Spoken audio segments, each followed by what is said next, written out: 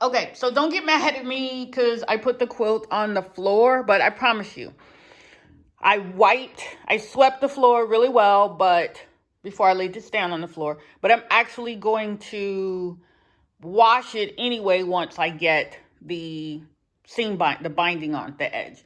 As you can see, this quilt is way bigger than 3 feet wide. I didn't measure it exactly. To me, this is an art quilt, a memory quilt. It has a lot of meanings in it. There were a lot of things going on in my life at different points in time when I was working on this quilt.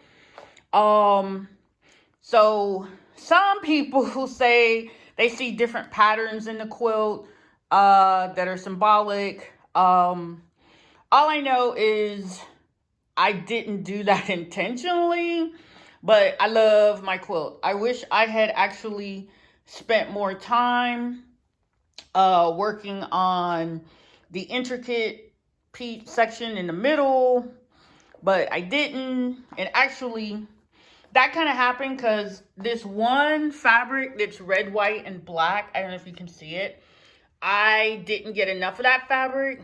And by the time I went back to the store, nobody had it. And I don't know what the name of it was, and I can't find it anywhere. So that's why some parts of the quilt look different. There are these two patterns. There's a red polka dot. I love yellow. Yellow just brings out the brightness in everything, I think. Let's see. The edges are pretty basic. You can see there's a lot going on in this quilt. The one thing I love about quilts, they are all original and unique. Unless, of course, you get quilts from the store, and then those are pretty mass-produced. But when you're making your individual quilt, make it how you like it. Like I said, for me, my quilts are my way of expressing myself creatively. It's about using crafting as therapy. It's about using some quiet time, some critical thinking skills, some improvising. Quilt making, there's a lot to it. So I hope you like what you see. And remember, there's going to be one last video, or there might be 2 videos, I'm not sure, of me putting the binding on the quilt. And that's kind of like the last little bit. And then this quilt will be done. I've already got plans for the next quilt, so stay tuned. Okay, so I've got the quilt up off the floor and onto the table. So what I'm going to do is stitch the binding all the way around to the back of the quilt. And then when I fold it over, I can stitch in the ditch. And it will be super boring for me to show you me stitching this long piece of binding all the way around the quilt. So I'll just stitch a bit, show you what I do when I get to the corners, and then when I get ready to turn it over and stitch it to the front side of the quilt, I'll let you see that. Okay, this might be a little hard to see, but when you're stitching the binding, and in this case, we're stitching it to the back of the quilt because we're going to flip it over and machine stitch it to the front of the quilt, okay? So you want to stitch when you come to a corner, stitch all the way off. Go all the way off to the edge. Then fold your fabric back, and then now just keep stitching on down. And that's how you fold your corners. Because see if I can show you with one hand. When you turn it over to the front side, it's going to look great. Okay? So that's what you do when you get to the corners. Stitch out to the end. Stitch all the way to the end. Fold the binding back up to that top edge, and then stitch all the way down. And yeah, I know I got a lot of little threads everywhere, but it's okay. Okay, also, don't let anybody tell you otherwise, but getting a quilt all up under your sewing machine, even if it's just for the binding, remember, a quilt is really big. So I've got it laid out here over 2 tables, and you still have to wrestle with it a little bit to make sure it gets right up under the sewing needles. So once again, labor of love, I'm telling you.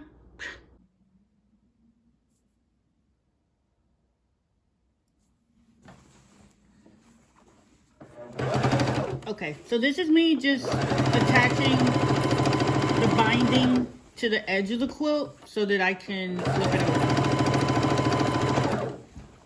And it's, like I said, it's a lot of fabric to wrestle with, but you get a good workout and your end product is gonna be beautiful.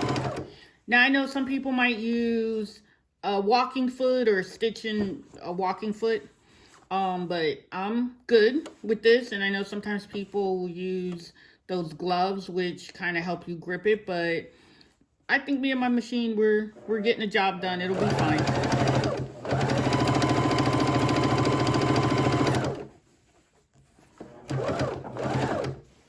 Oops, got more. I'm just hoping I have enough binding strip to get to the end of this. I hope. Because otherwise I'm going to have to go get more fabric.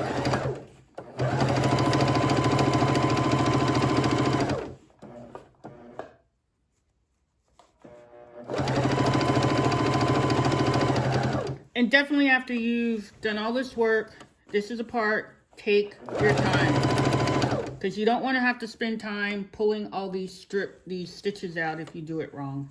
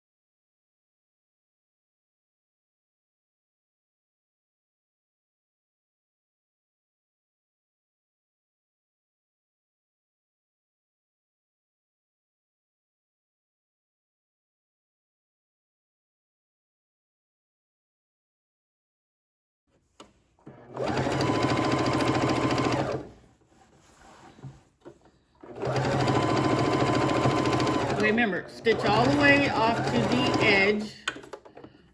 Let's raise this. Just cut it. So you want to turn it to where it's back to this edge, like that. Boom! Looks like magic, right? Let's see if I can zoom in a little bit more. Just for sure want you to see that bit. So stitch all the way off to excuse me, stitch all the way off to the edge, and then just fold it back and put it back under there and keep going. Now you might want to use pins or quilt clips. That's entirely up to you. I'm kind of happy with doing it this way. So we're almost to the end. All the way around, and I am definitely gonna have enough binding strip. Yay! Yay! So that's like a good thing. Okay, I know you guys are tired of watching all this by now, so I'm gonna pause and then I'm gonna lay it out on the floor again so you'll see how the binding went on the back. Flip it over, and then I'll stitch it in the front. Now, I know you're probably wondering, oh, yes, okay. So I've gotten back to where I started, where I put the binding on. And so I've got lots and lots of fabric left, which is cool. But, okay, this piece, I think this is about 4 inches, so that's fine. I'm just going to go ahead and cut the binding a little bit past where I started, just in case I make a mistake.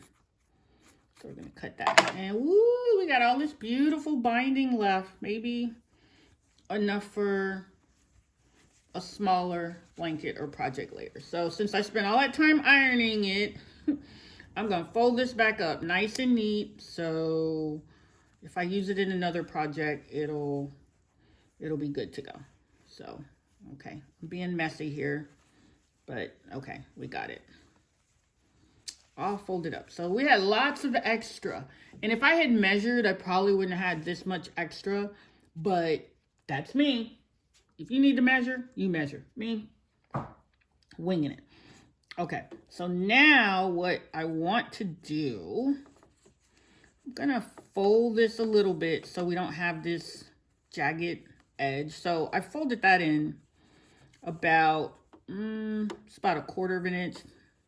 Okay, maybe that looks a little more like half an inch. Okay, so that's fine. So now I'm gonna even this up a little bit. You can just kind of iron it with your fingers a little bit. And then I'm gonna take this piece and slide it down in there. And seems like I cut a little too much than I want to put in there, because you don't want it to be like all bulky crazy. So cut that little piece off and gonna slide this right on inside. Just slide that in there, tuck it down. Okay, probably got a little too much. I'm gonna cut a little bit more off.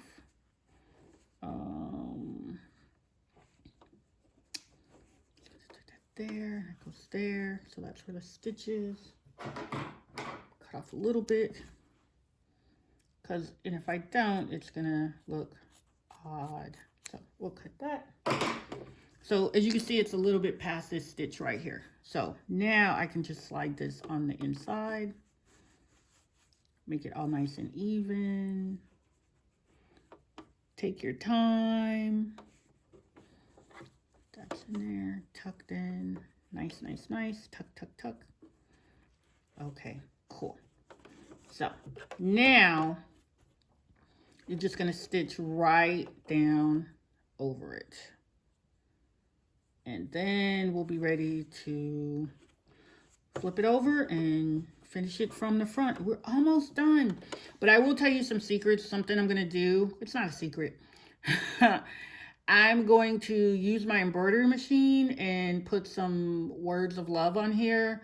Because once again, like I said, this for me is also a memory quilt. So I want it to last a lifetime and beyond, and it has some fond memories, some loving memories to go along with it. So got that all nice and neat. And now, where's my sewing foot? How'd it get way over there? Ooh, okay. Sorry. Okay, so I'm gonna go ahead and stitch this together.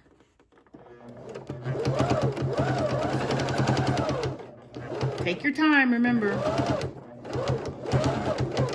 You want these sections to join without it being a big, crazy, ugly pucker. And yeah, I did make a big, ugly pucker. Okay, it's my quilt, so you be more careful than me when you do this and you'll be fine. Okay, so I'm gonna lift that up. And where'd my scissors go? And cut that off. And now you'll see when we flip it over, it all blends together. Cool, right? Okay, now you can see where I put the binding. This is the back of the quilt. So what we're gonna do shortly is flip it over and we'll be stitching from the front. But you know what? I'm gonna do this after I have lunch because I'm getting really tired, and I can honestly tell you, quilting, sewing projects, don't do it when you're hungry or tired, because that's when you kind of try to rush through it and make mistakes. So this is just about done. And remember where we intersected? See how I messed up? I'm gonna actually pick that out, fix it, because I think when I turn it over, well, it probably won't look that bad, but I ain't put in all this work for nothing. So here we are with the top of the quilt, and we'll be turning this all over and stitching right down along there. And we'll deal with that when we come to it. So, almost done. I'm sad and glad that I'm almost done. So, Okay, ta-da! As you can see, I got the binding done all around the edge. This quilt is now 99.9% done. Sorry I'm showing it to you on the floor, but here's where it is. I'll probably post it on Instagram, Twitter, some other things later after I add a few things. So I think personally, whoops, I think personally it came out awesome. I'll write the dimensions down in the description below. But it's done. I hope I've shown you some steps and given you some encouragement that you too can make and create your own quilt. So thanks for watching. Thanks for keeping up. I know this video is probably really long, but I appreciate you all. Glad you watched me take it from start to finish. Have a good day. Bye.